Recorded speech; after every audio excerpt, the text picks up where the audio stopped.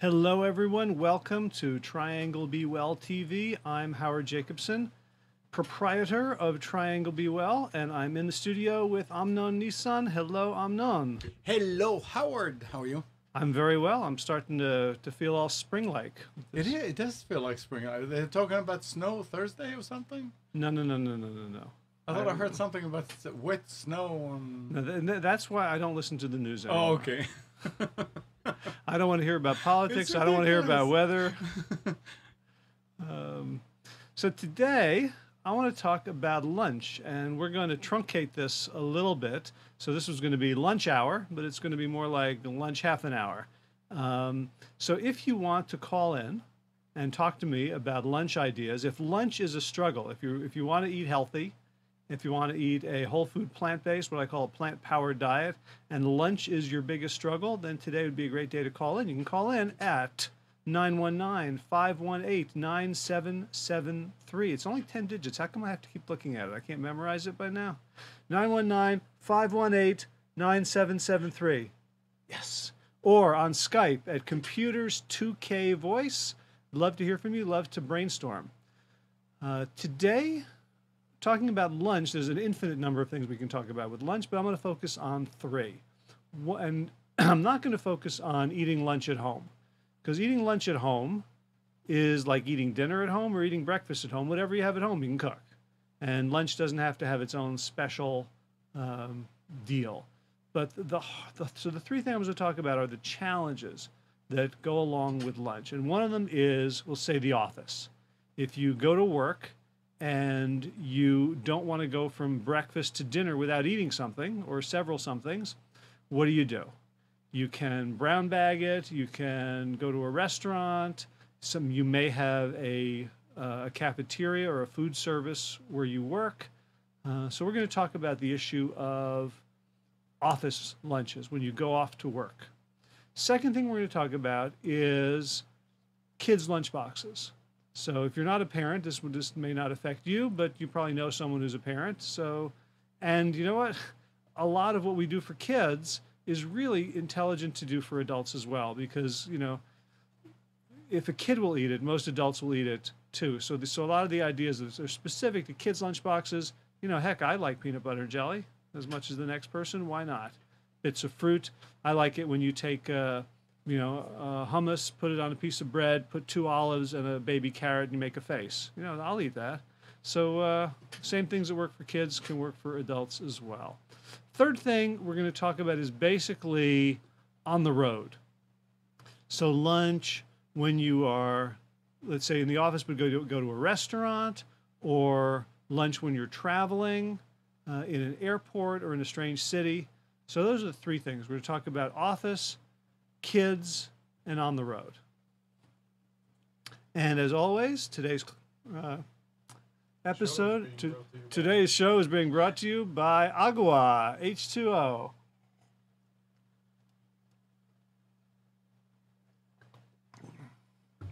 Can't be beat. Okay, so when we're talking about the office, one of the main strategies is to brown bag it, meaning you prepare stuff at home and you bring it to the office. You can bring it in a brown paper bag, hence the name brown bagging. You can bring it in a Hot Wheels lunchbox like I had when I started in kindergarten, or, you know, Star Wars or Kesha or whatever your celebrity crush is. You can, there's fancier stuff now. There's, you know, bento boxes that are, you know, sort of stackable metal things. I'm sure there's all sorts of technologies. You can simply take clear glass containers with snap-on lids, jars, thermoses, etc. So basically, we're going to prepare it at home, transport it to work, and eat it at work.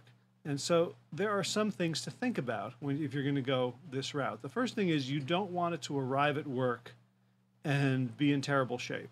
So you don't want it to leak all over your clothes, all over your car seat. You don't want it to leak in your attaché case or purse or bag or backpack. So certain foods are easier than others to transport, and certain means of transportation are more effective than others. Now, second thing is you want that food to arrive in a good state. You don't want to have like a wrap that's, with sort of wet ingredients, and then you pick it up and it falls apart. You don't want something that you want to have hot be cold. You don't want something to kind of dry out. So you want to make sure that the food gets, whatever you're having, gets there in a palatable condition. Third thing is you probably don't want to have to spend hours in the morning preparing for that day's lunch. You want it to be something you can do either the night before and put it in the fridge, or you can sort of grab it, put it together quickly, or you can batch it and do, over a Sunday, prepare all your lunches, or use the freezer, have things in the freezer, and then just take them out, and by the time you get to work, by the time you're ready to eat, they're defrosted. So these are kind of basic principles we want to think about. So given that, let's talk about some templates for how you think about brown bag lunches. So when I think of lunches, the first thing I think of is a sandwich. And sandwiches can come in all shapes and sizes, different kinds of bread. So the first thing we'll talk about is the bread. We want a whole grain bread. And if this is for folks who are not gluten sensitive or gluten intolerant. So you can have a wheat bread or a spelt bread or a rye bread, oat bread. Most of them have some form of gluten holding them together. If you're gluten free, then the breads you're going to have are going to have all sorts of fillers and tapioca flours and starches to try to mimic the gluiness of the gluten. But either way, you want a high quality bread. And a hint is if the bread says multigrain or something like that, or all natural or made with whole grains, then it's not really whole grain. The whole grain bread, it says on the label on the list of ingredients, it says whole wheat or whole oats, whole rye. If it doesn't say it in the ingredients, is one of the only places where they have to follow rules about what they can and can't say about a processed food. So if you don't want to make it yourself, if you don't want to become a bread baker, which is an amazing, delicious hobby, and the house smells good and you get hand exercise, but if that's not in the cards for you, then make sure you're getting a high quality loaf of bread. So now what goes inside the bread? One is, as I mentioned before, PB&J, peanut butter and jelly. So when I was a kid, peanut butter and jelly meant Skippy or Jif peanut butter and like Smucker's jelly or Pathmark jelly, whatever was on sale. And unfortunately, I never got, well, if I say unfortunately, right now I'm happy, but at the time I was very sad that I was not getting Wonder Bread like all the other kids. This beautiful white loaf. It would spread easily. I have no idea what that was made of. It was probably drywall. It was soft, but it spread well. Who knows? But in those days, my mother insisted on giving me a caraway rye bread, which was not the best choice for peanut butter and jelly. But you don't have to use really low quality filler ingredients. So there are lots of peanut butters that are all natural, and you want to look at the ingredients, and they basically want to see 1 or 2 ingredients at most. If you're salt sensitive, you just want to see peanuts. Ingredients, whole peanuts. Ingredients, peanuts. If you don't mind some extra salt, ingredients, peanuts, salt. You can also use other nut butters. So almond butter, cashew butter, sunflower butter. Hazelnut you have to watch out for because they load it up with chocolate and dairy and make Nutella out of it. But other nut butters, they even have soy nut butter. So these tend to be quite high in fat. So if weight is an issue, you want to spread them on thin. But there are high quality versions of the foods that we've eaten. And if you're kind of new to this whole plant-based world and you're new to high quality eating, one of the best strategies is to take something you're familiar with, something you already like, and then upgrade it. So it might not be the same as your Jif and Smucker's on Wonder Bread, but you'll get used to it soon enough, and at least you know how to make it, and and there's also wonderful jams and jellies that are low sugar. Some are even no sugar, just sweetened with fruit juice. You want to go again light on those. They tend not to be whole foods because they do have some sort of fractionated sweetener, sugar, or even a fruit juice still removes the pulp, removes the fiber, removes a lot of the nutrients. But as part of a dietary pattern, you could do much worse than a very high quality peanut butter and jelly or jam sandwich. Now, suppose you don't want to do the jelly or jam because it is not a whole food, because it has added sugar. Are you stuck? Do you just have to stick with peanut butter or nut butter? No, you can add fresh fruit. So here are a couple of ways to do it. One is you bring a banana and you slice up the banana and you put the slices on top of the peanut butter and you eat it just like that. Bananas, if they're ripe, can be very, very wonderfully sweet. Something else you can do is sweeten your fruit with date paste. You can take medjool dates or honey dates or other kinds of dates and just put them in a blender with water or a food processor and make a kind of consistency of a paste. And you can spread that on, and you can either have it plain or you could mix it with fruits that aren't so sweet, maybe some tart cherries or blueberries or raspberries that are great as fruit, but as jam would generally need sugar. Another thing you can do is use frozen fruit and defrost it. I'm not exactly sure what happens, but if you take a bag of strawberries or raspberries frozen and then you defrost them, the juice comes out. It becomes very, very sweet. Sweeter, I think, than if you just had them fresh and raw off the vine. So you can have your peanut butter sandwich, you can open it up, and if you have a little container of berries that were frozen that you took out of the freezer and you just left it at room temperature, you can just kind of spread those on. Because of the freezing, the cell walls of the fruit the berry have expanded and broken. It spreads on really easily, and it's very, very sweet. So these are all, and there's plenty of fruit that you can just spread on, and it would taste great. There's a lot of tropical fruits like mangoes, papayas that would go great with a fatty nut butter. And just think about what fruits work for you. If it's the summertime and you're in a place where they have apples, well, apples are more of a fall or winter thing. I was going to say peaches, apricots, but then apples popped to mind, so we'll put apples aside. Peaches, apricot, plums, pluots. If you have nice grapes, you can cut them into halves or thirds with a sharp knife and spread those out. So again, these are all healthy variations on that basic idea of bread, fat, sweet. So carbs, fat, and sweet, putting it all together, you can make endless variety of high quality sandwiches. I recommend finding a bread that you like. I have two favorites right now. One is a brand called Ezekiel Bread, made by a company called Food for Life, and they make several varieties. And I like the cinnamon raisin for this kind of sweet sandwich. So take the cinnamon raisin. I keep them in the freezer so they last a long time.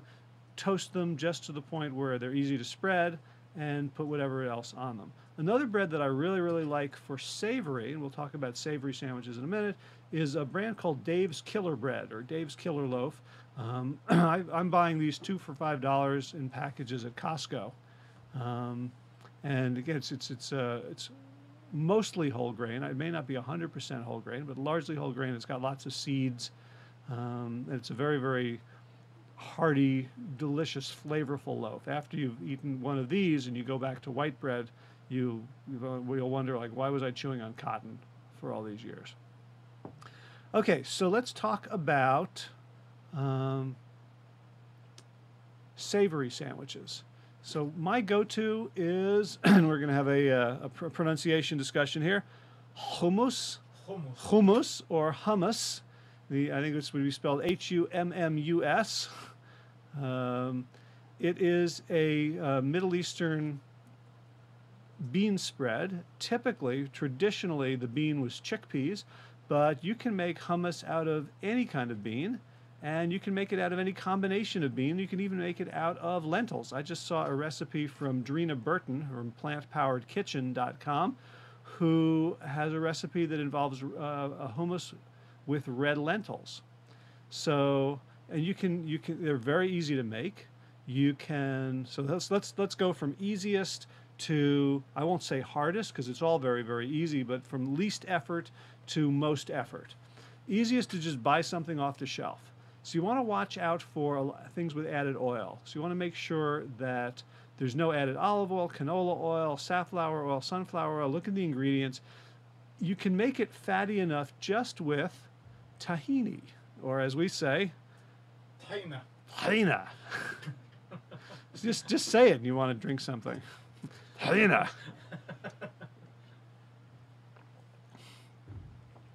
So, tahina, there we go.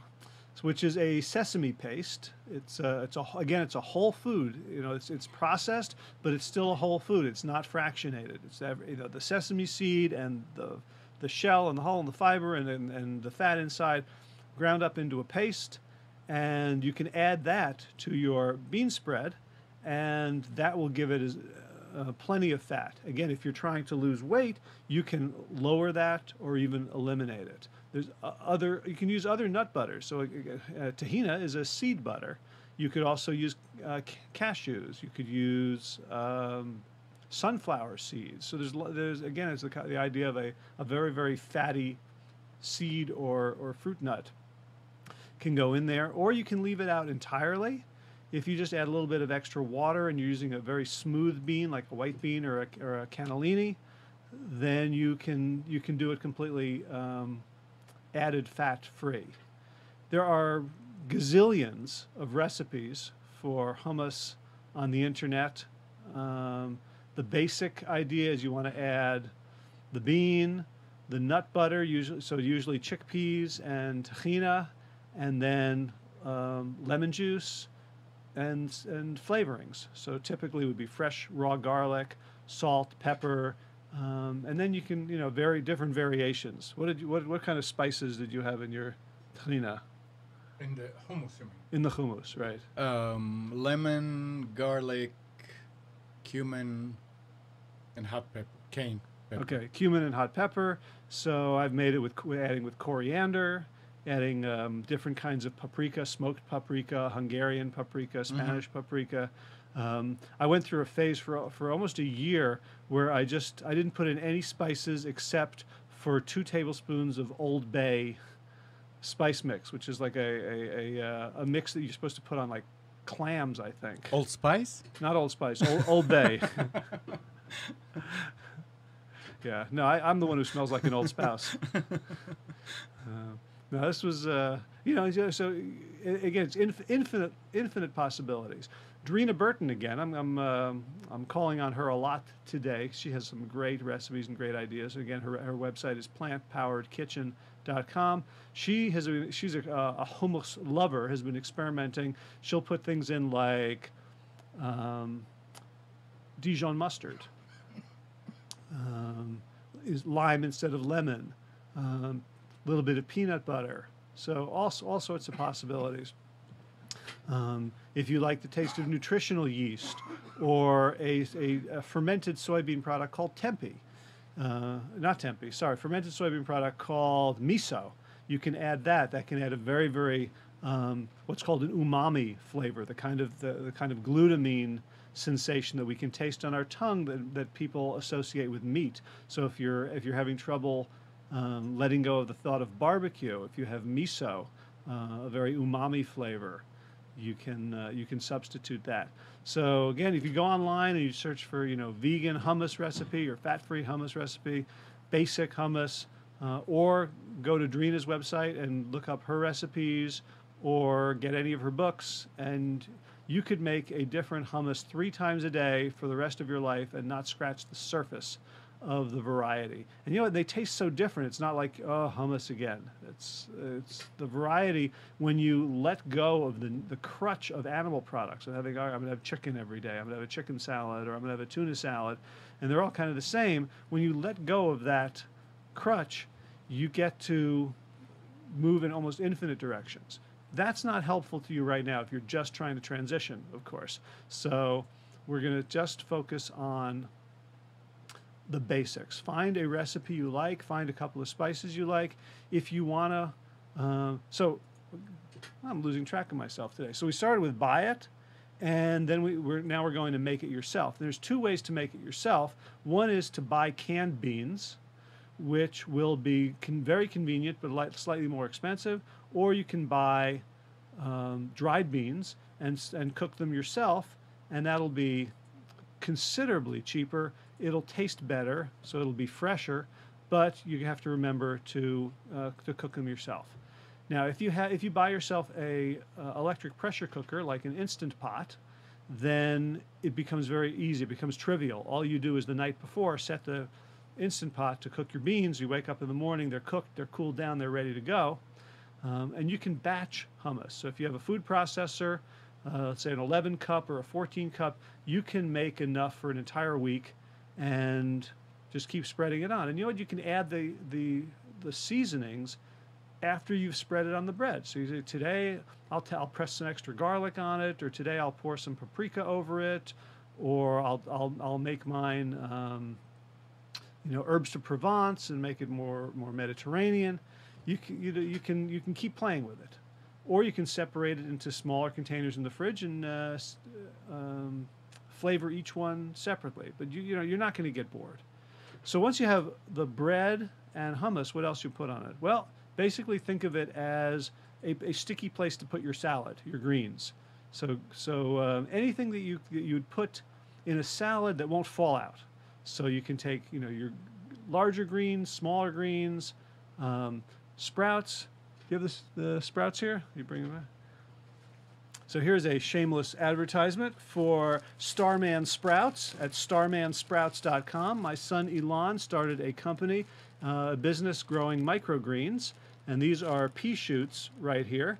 They were picked yesterday, and these are for Amnon. And you can buy those. You can grow your own. What else would you like to put in a sandwich? I love bell peppers, especially the non-green ones, the orange, the yellow, the red. They bite into that, and it's kind of like a little burst of sweet and tangy and crunchy, and the liquid, the water just kind of coats your mouth. It's and you can chop those pretty thick. If you want to have some avocado, and again, weight isn't an issue, you can add some avocado. What else? You can slice beets. Either if they're cooked beets, you can just slice them. If you want to just put them on, you can have raw beets. But if you have to grate them, the trouble with grated food in a sandwich is that it tends to fall out. So we're looking for sort of bigger chunks. Think of the Dagwood.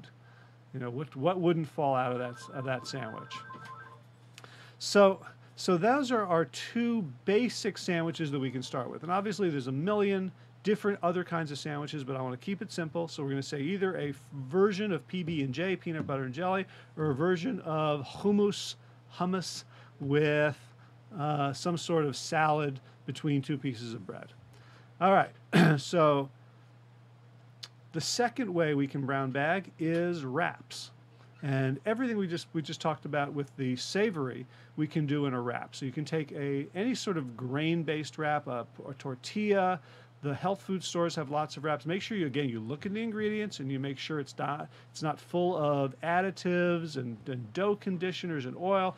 Basically, if it's not refrigerated or frozen, you don't want to touch it, because that means it's got so many preservatives and stabilizers that you don't want that stuff in your body. So, a whole wheat wrap, a whole grain wrap, or if you're gluten intolerant, there are rice wraps. And then you want to start with, this is important, because if you start with something that's very wet, then it will just, roll through the wrap. So one thing you can do is just bring the wraps separately. If you have a toaster or a microwave, you can heat them up briefly at the office. When you heat them up a little bit, it kind of warms them up and makes them pliable. It's like doing stretching or going into a sauna before you work out. You want to warm up your wrap. And then you can just take whatever be on the inside in containers, glass or plastic. You can bring some hummus, spread it on, take some salad, dump it in, and then just fold it up, roll it up, um, and do it like that. I recommend that over filling your wrap beforehand, because unless you really know what you're doing, that tends to make it wet. Now, if you want to use the wrap and just carry it with you like that, let's say you're going on a trip and you're going to be eating it on an airplane, then what you want to do is make sure your greens are very, very dry and have them on the outside, just the next layer in from the bread, so that everything gets wet. Everything that's wet goes on the greens and doesn't touch the wrap itself. So what can you put in a wrap? Basically anything. If you got leftover rice and beans, throw those bad boys in a wrap. Add some salad, add some frozen corn. If you want some avocado in there, so now you've got a Mexican wrap. So a great way to think about it is sort of, ethnic. If you wanted an Indian wrap, so basically you can take, if you made a curry the night before, leftovers are great ideas for lunch. Just take it and you can just put it in a wrap. Of course, you can always just take the leftover in a microwavable container and just heat it up and just have, whatever you had for dinner for lunch. That's often an easy solution. You can also make wraps out of leaves themselves. So a great leaf for this is collards. They're tough. They're known in the South here as greasy greens. If you dump water on a collard leaf, it rolls off like it's tinfoil. It's very hydrophobic. So that means they're not going to wilt. If you want a really big leaf, you can go to the supermarket or your local farmer and get Swiss chard. And some of the leaves, the stems are very, very thick, and it's going to keep it from bending, like having a very stiff spine. So in that case, you can slice the stem off very, very, very close, and so it's just a little bit, so that will make it easier to fold and bend. A trick, if you've got one of those leaves and it's still a little bit hard, is to steam it over boiling water for 30 to 60 seconds, and that will kind of loosen it up. It won't be fully cooked, but it won't be fully raw, and it'll be easier to then put in your stuff. Now, one thing you can put into wraps, you can't put into sandwiches, is teeny little things, small things like baby sprouts. So you can put a few of those pea shoots in your sandwich, but you can put like bean sprouts in a wrap. You can grate carrot. You can grate beets, raw beets. You can grate cabbage. And those things are great in wraps because they're not going to fall out, and because they're so small, they can get mixed in and give you a really nice both flavor and a look. So if you kind of layer them and then you cut into your wrap in the middle and you look at it, it looks like a rainbow. It's beautiful. So the next thing we're going to talk about for brown bagging is salads. And the trick here is, how do you transport your salad without the salad dressing making everything wilty? You have a nice salad and you serve it for dinner, and you put the whole bowl in the fridge, and the next morning it looks like it died.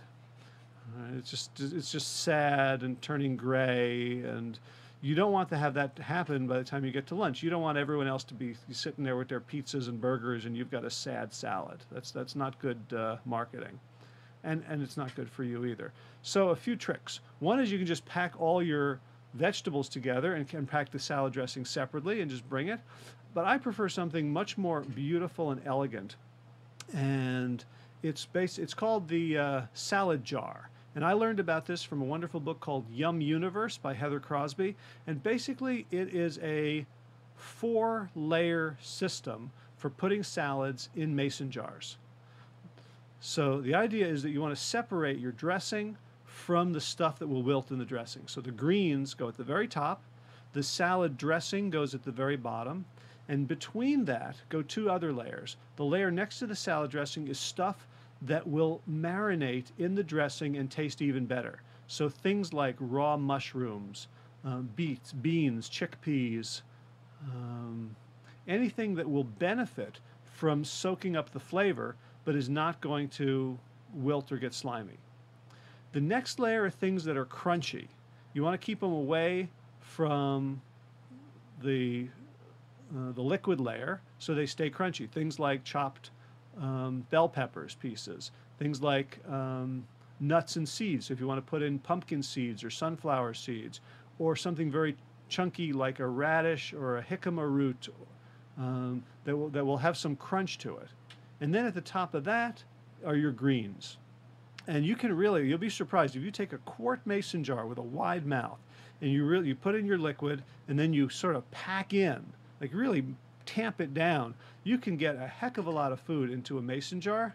And then when you're ready to eat, all you do, so you just get the mason jar with the lid. You can either, if you buy a set of 12 mason jars at the supermarket, it's usually $12 or $13. They come with bands and lids. So you can just put that on and just shake it. Shake it up real good. Turn it upside down and shake it. Mix it all together right before you're going to eat. And then you're going to get a huge bowl. And this is going to look like you are pigging out. It looks like, how could anybody possibly eat that much food? And basically, when you chew it down, it will fill up your stomach completely. It's that much food. But depending on the dressing you use, if you use a low-fat dressing with no oil, you can, that much salad, a pound of greens is about 100 calories. So let's say you've got a pound of that and a pound of higher calorie food. This whole meal might be 500 calories. And people will be looking at you like they can't believe you're going to eat all this.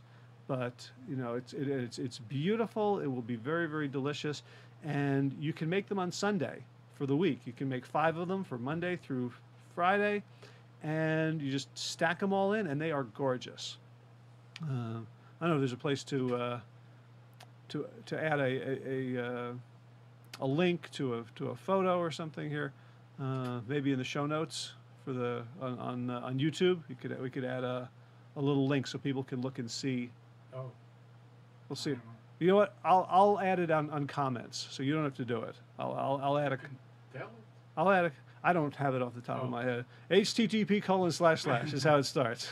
But then it's just different pictures of salad jars that I've made and have put in my fridge. And when you're making a salad jar, do you ever in school play with colored sand in a bottle, and you kind of like, this is what it's like. It's not just making your lunch. It's not just like chopping. Oh, I've got to make this for tomorrow. This if you're artistically inclined, this can be a work of art, because you think, oh, what would look good here? And you look at it in this beautiful jar, and it's refracted a little bit.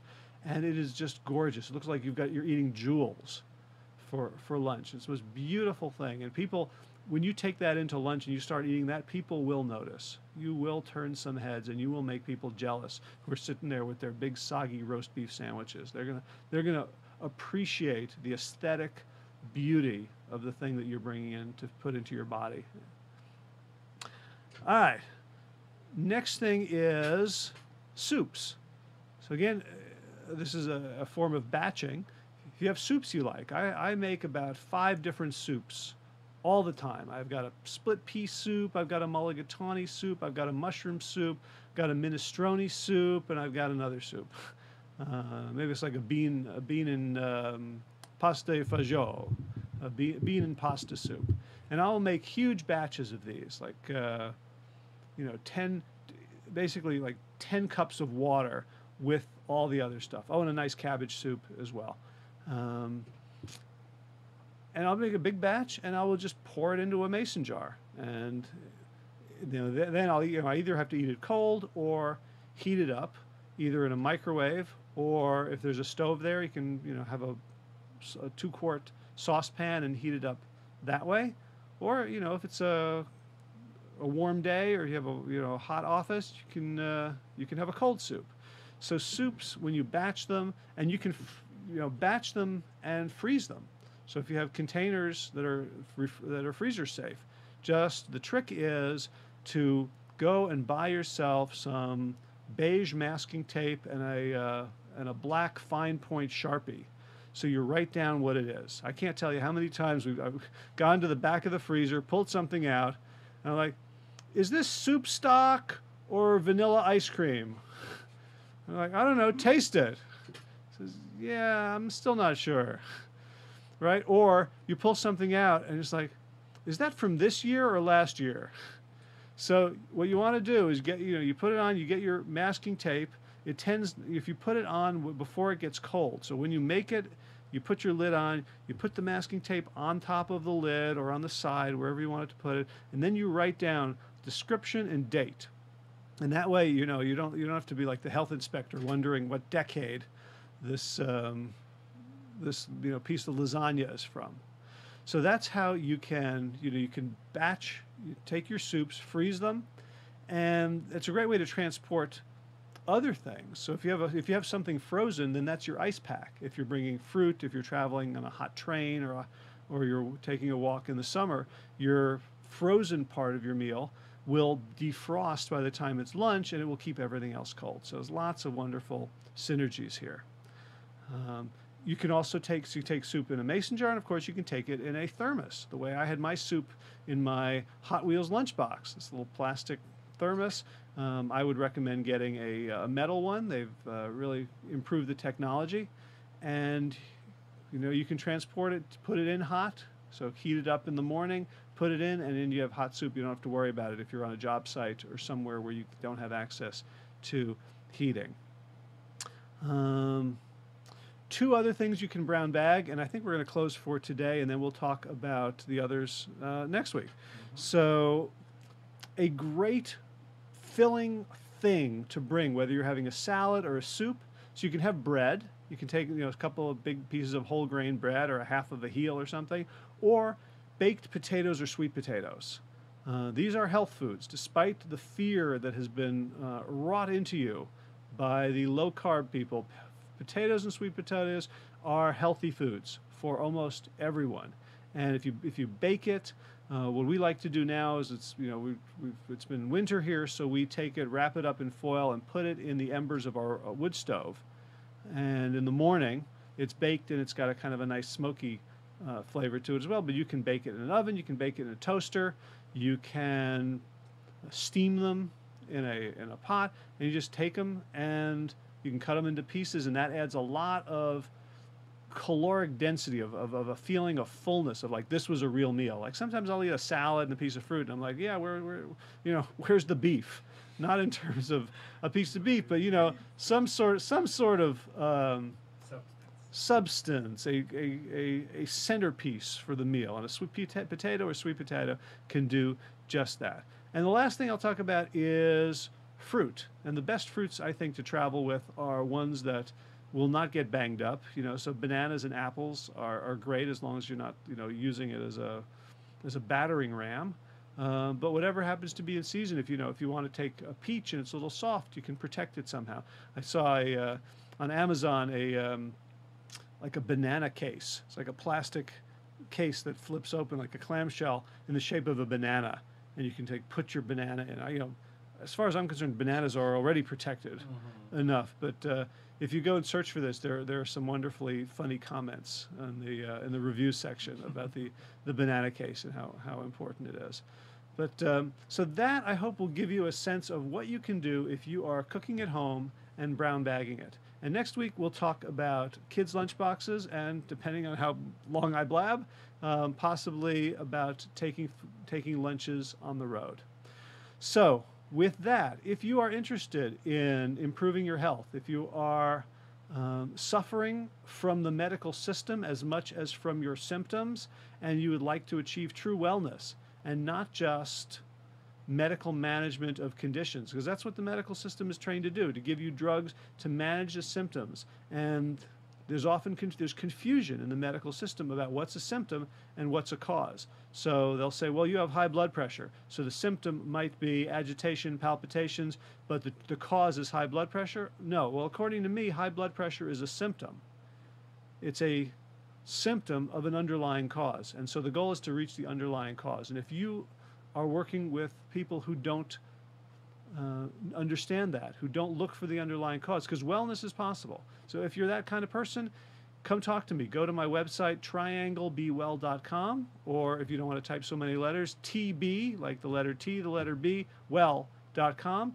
You can download my GPS to Health report and understand how you can navigate the medical system as if your life depends on it, as well as if you're someone who just wants to be proactive I love it when people come to me before they've had their heart attack, before they've been diagnosed as diabetic or hypertensive, before they have stage 3 prostate cancer, and they come to me and they say, I want to learn a lifestyle and learn how to inhabit that lifestyle that will keep me well and not just wait until I am sick. You learn those habits before you're sick, you can use them for the rest of your life. And it will typically be a longer, healthier, happier, more vibrant life. So again, tbwell.com, trianglebewell.com. You can subscribe there for the newsletter, and you'll get it roughly once a week. And it's got tips, it's got articles, it'll have links to this and other TV shows. It'll have links to podcast interviews that I do at the Plant Yourself podcast. And it's a great resource. And I can't tell you what a privilege it is to work with people who are taking control of their health, people who didn't even know it was possible to have so much agency over the way they feel, over the way they look, over the way they can move and perform. So again, Triangle Be Well, if you go to the website, look at events, you can see events coming up in the local Triangle region of North Carolina, but I will work with people on the phone and via Skype and via email from just about anywhere. So with that, I wish you wherever you are to have happy lunches. If it's spring in your neck of the woods, enjoy it, get outside, breathe the air, look at the flowers, and as always, be well, my friends.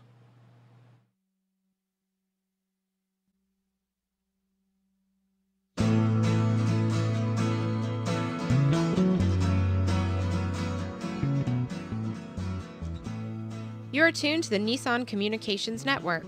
Our weekly lineup of call-in programs includes Computers 2K Now with Amnon Nissan, My Life, My Will with Gisela DiCarlo, The Tanya Love Show, Health Then with Debbie Bruck, Breaking Free with Marilyn Shannon, Triangle Be Well with Howard Jacobson, Lunch and Learn with Rabbi Yisrael Cutler, Lessons of Vietnam with NCVVI members, Parent Dome with Ryan Miller, Current Affairs with Amnon Nissan. And if you tuned in too late, you can always watch each program in its entirety or download an MP3 audio file of it in the archives section on nissancommunications.com.